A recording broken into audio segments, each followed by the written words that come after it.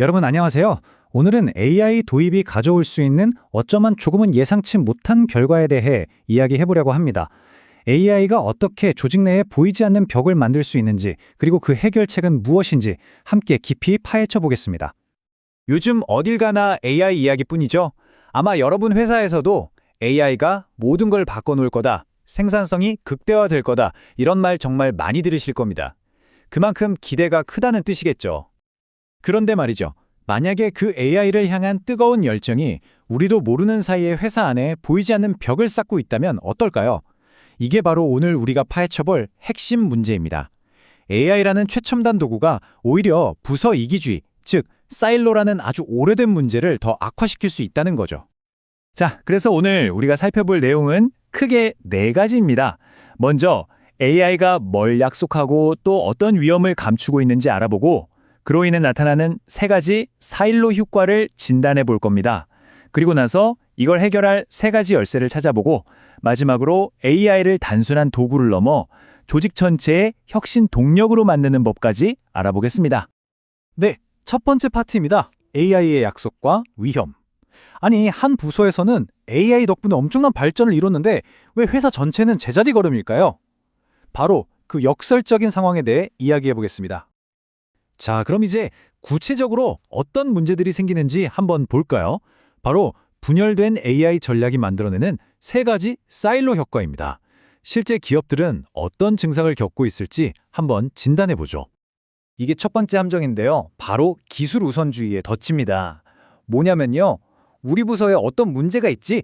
이걸 고민하기 전에 와, 저 AI 기술 진짜 멋있다 하면서 일단 도입부터 하고 보는 거죠. 문제를 해결하기 위해 도구를 찾는 게 아니라 도구를 먼저 정해놓고 문제를 끼워 맞추는 셈입니다. 호주의 제조업체 에마콤 사례를 보면 이게 무슨 말인지 확실히 와닿으실 겁니다. 보세요. IT팀, 공급망팀, 영업팀, 인사팀 다들 자기 부서에 맞는 AI를 도입했어요. 각자 나름의 효율은 올렸겠죠. 근데 정작 회사의 가장 큰 숙제였던 납품 지연 줄이기는요? 전혀 해결되지 않았습니다. 왜냐? 다들 자기 일만 했으니까요. 서로 연결이 안 된 거죠. 두 번째 효과는 더 심각합니다. 이건 뭐랄까? 조직 안에서 AI 내전이 일어나는 상황이라고 할 수 있어요. 각 부서의 AI가 서로 다른 데이터를 보고 완전히 반대되는 말을 하는 거죠. 정말 골치 아프겠죠? 이거 한번 보세요. 웨스턴 패시픽 은행에서 실제로 있었던 일입니다. 재무팀 AI는 신용기록을 쫙 보더니 이 고객 그룹은 위험해요 라고 빨간불을 켭니다. 그런데 마케팅팀 AI는 소셜 데이터를 분석하더니 아니요, 이분들이 바로 우리 핵심 타겟입니다 하고 초록불을 켜는 거예요. 도대체 누구 말을 들어야 할까요? 세 번째 효과가 어찌 보면 가장 무서운데요. 바로 성공의 착시에 빠지는 겁니다. 각 부서는 우린 이렇게나 잘했다고 보고하는데 이상하게 회사 전체 성적표는 엉망인 거죠. 도대체 왜 이런 일이 벌어지는 걸까요? 자, 유통업체 베라앤와일드의 성적표를 한번 볼까요? 재고팀은 재고 부족을 15%나 줄였고, 고객 서비스팀은 응답 시간을 40%나 단축했어요. 마케팅팀도 이메일 열람률을 25%나 올렸죠.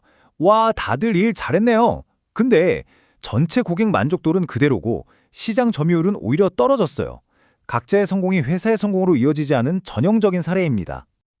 자, 그럼 이쯤 되면 그래서 어쩌라는 거냐 싶으실 텐데요. 맞습니다. 이제부터가 진짜 중요합니다.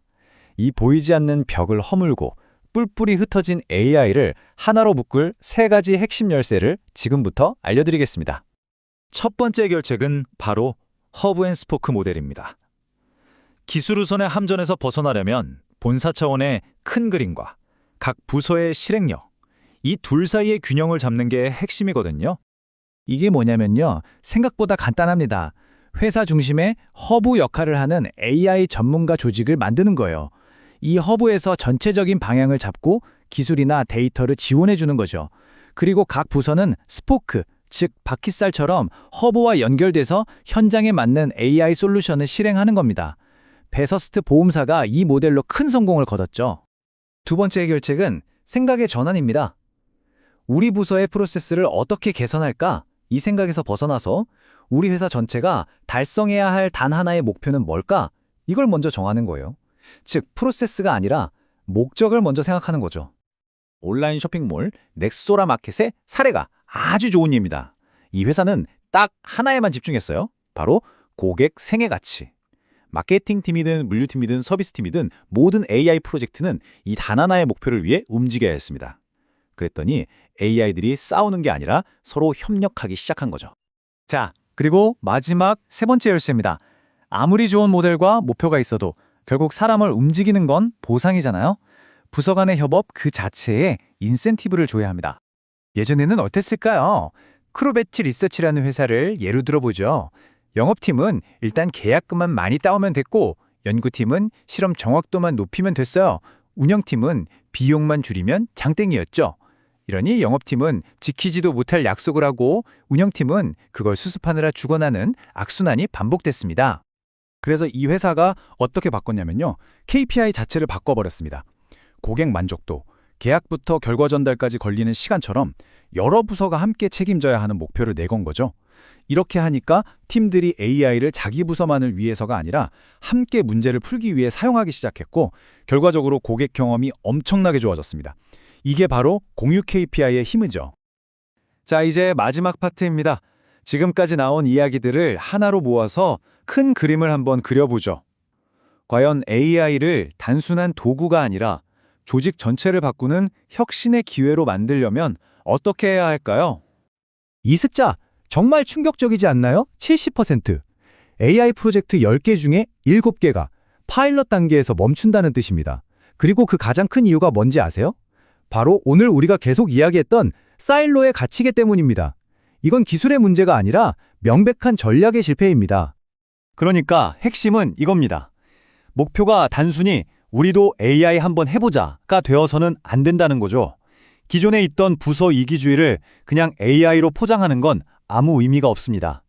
AI를 우리 조직을 더 똑똑하고 더 단단하게 만들고 하나의 목표를 향해 달려가게 만드는 촉매제로 사용해야 합니다. 자, 오늘 이야기는 여기까지입니다. 마지막으로 여러분께 질문 하나를 던지면서 마무리하고 싶네요. 지금 여러분 회사의 AI 전략은 부서와 부서 사이에 튼튼한 다리를 놓고 있나요? 아니면 더 높고 견고한 벽을 쌓고 있나요? 한번 진지하게 생각해 보실 문제입니다. 오늘 내용이 그 해답을 찾는 데 조금이나마 도움이 되었으면 좋겠습니다.